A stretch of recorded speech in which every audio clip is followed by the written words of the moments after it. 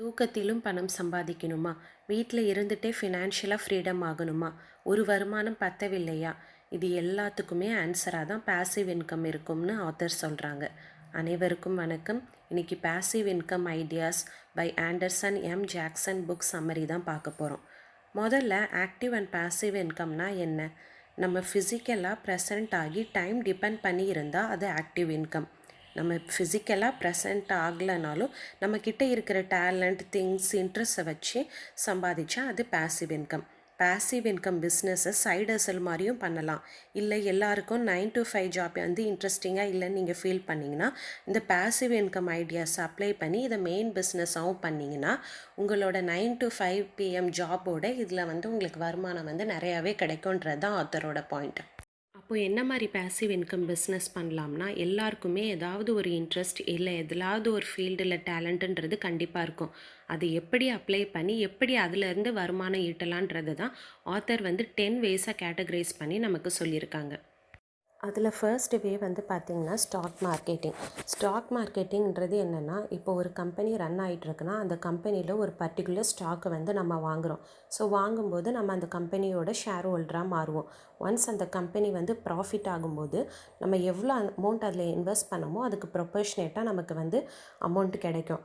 So அந்த அமௌண்ட்டை நம்ம வந்து திருப்பி அந்த பிஸ்னஸில் ரீஇன்வெஸ்ட் பண்ணியும் நம்ம இந்த ஸ்டாக் மார்க்கெட்டிங்ன்றதை பண்ணலாம். பட் இந்த ஸ்டாக் மார்க்கெட்டிங் எடுத்துக்கிட்டிங்கன்னா இதில் ஓரளவு ஹியூஜ் அமௌண்ட்டு தான் இன்வெஸ்ட் பண்ணுவோம். அப்படி இன்வெஸ்ட் பண்ணும்போது அந்த ஸ்டாக் ட்ரேடிங்கோட கம்ப்ளீட் நாலேஜுன்றது நமக்கு கண்டிப்பாக தேவை. ஒரு கம்பெனியில் நம்ம இன்வெஸ்ட் பண்ணும்போது அந்த கம்பெனியோட கம்ப்ளீட் ஹிஸ்ட்ரியை வந்து அனலைஸ் பண்ணிவிட்டு செக் பண்ணிவிட்டு தான் நம்ம அதில் ஃபர்தராக இன்வெஸ்ட் பண்ணணும். அண்ட் இன்வெஸ்ட் பண்ணதுக்கப்புறமா அந்த கம்பெனியோட லெவல் எப்படி க்ரோ ஆகுதுன்றதையும் கம்ப்ளீட்டாக மானிட்டர் பண்ணணும். இது வந்து உங்களால் மானிட்டர் பண்ண முடியலனாலும் அதுக்குன்னு தனி மேனேஜ்மெண்ட் இருக்காங்க, அவங்கள வச்சு நீங்கள் அதை மேனேஜ் பண்ணிக்கலாம்.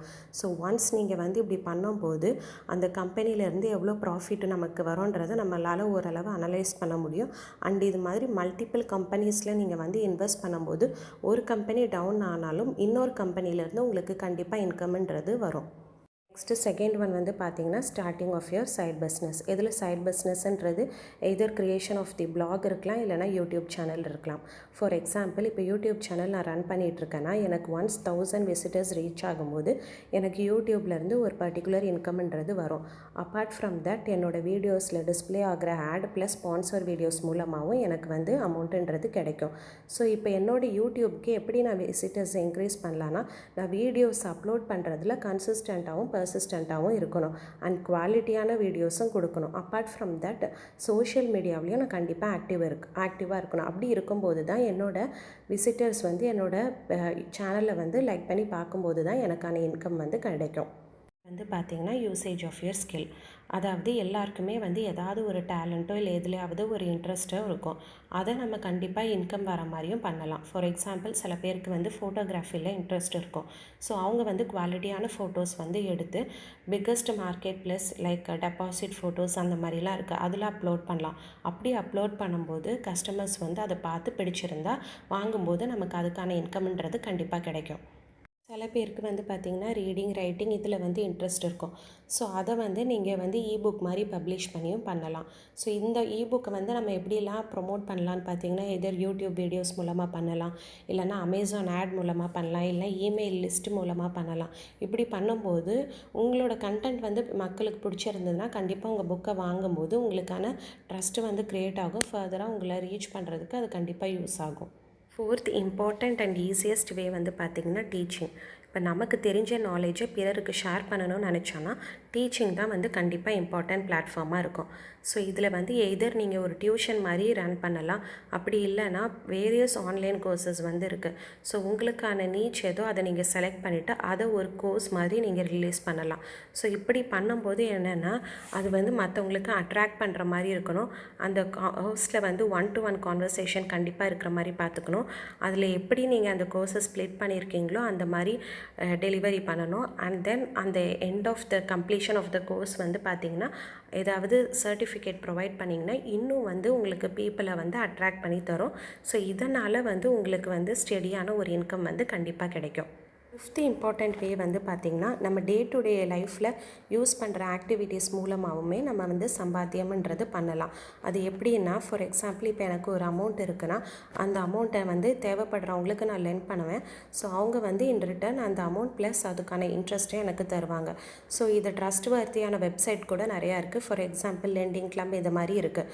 இது இல்லாமல் வேறு என்ன மாதிரி பண்ணலான்னா, ட்ரான்ஸ்லேட் ஃபாரின் லாங்குவேஜஸ், அதாவது மற்ற லாங்குவேஜில் இருக்கிறத நமக்கு தெரிஞ்ச லாங்குவேஜில் ட்ரான்ஸ்லேட் பண்ணி பிறருக்கு யூஸ் ஆகும்போது சொல்லும்போது அதிலிருந்து நமக்கு ஒரு இன்கம்ன்றது வரும். நெக்ஸ்ட் வே வந்து பார்த்திங்கன்னா, ரெண்டிங் ஆஃப் யர் ஸ்டஃப். அதாவது இப்போ எனக்கு இருக்க பொருளை வந்து இன்னொருத்தவங்களுக்கு யூஸ் பண்ணுறதுக்கு கொடுத்துட்டு அதுக்கான வருமானத்தை தேடுறது தான் renting of your stuff. For example இப்போ என்கிட்ட ஒரு கார் இருக்குன்னா, அந்த காரை வந்து இன்னொரு பர்சனுக்கு ரெண்ட்டுக்கு விட்டுட்டு அதிலேருந்து நான் வந்து சம்பாதிக்கலாம். அந்த காருக்கான இன்சூரன்ஸ் மற்ற எல்லா டீட்ஸுமே கரெக்டாக இருக்கான்னு செக் பண்ணிவிட்டு அதான் ரெண்ட்டுக்கு விடணும். இல்லையா என்கிட்ட இப்போ ஒரு ப்ராப்பர்ட்டி இருக்குன்னா, அந்த ப்ராப்பர்ட்டியை நான் பிறருக்கு விடும்போது அவங்க வந்து அதுக்கான தேவை, இப்போ ஏதாவது ஒரு ஸ்மால் ஆர்கனைசேஷன் ரன் பண்ணுறனாலையோ இல்லைனா ஏதாவது ஒரு ஸ்டோரேஜ் ஸ்பேஸ் மாதிரி அவங்க செட் பண்ணுறனாலையோ அதை வந்து அவங்க யூஸ் பண்ணிக்கலாம். ஸோ இப்படி பண்ணும்போது ஆக்டிவாக நம்ம அதில் ப்ரெசன்ட் இல்லாமலே பாசிவான இன்கம்ன்றது நமக்கு கண்டிப்பாக கிடைக்கும். நெக்ஸ்ட் ஈஸியஸ்ட் வே வந்து பார்த்திங்கன்னா, ட்ராப் ஷிப்பிங். இது வந்து ஒரு விதமான டிஜிட்டல் மார்க்கெட்டிங் பிஸ்னஸ் தான். ஸோ இதை பண்ணுறதுக்கு நீங்கள் எந்த விதமான ஸ்டாக் இல்லை இன்வென்ட்ரி இல்லை ஷேர்ஸோ ஹோல்டு பண்ணணுன்ற நெசசரி இல்லை. எக்ஸாம்பிள் இப்போ ஒரு செல்லர்கிட்ட அவங்க ப்ராடக்ட்ஸை என்னோடய வெப்சைட்டில் சேல்ஸ் பண்ணுறேன்.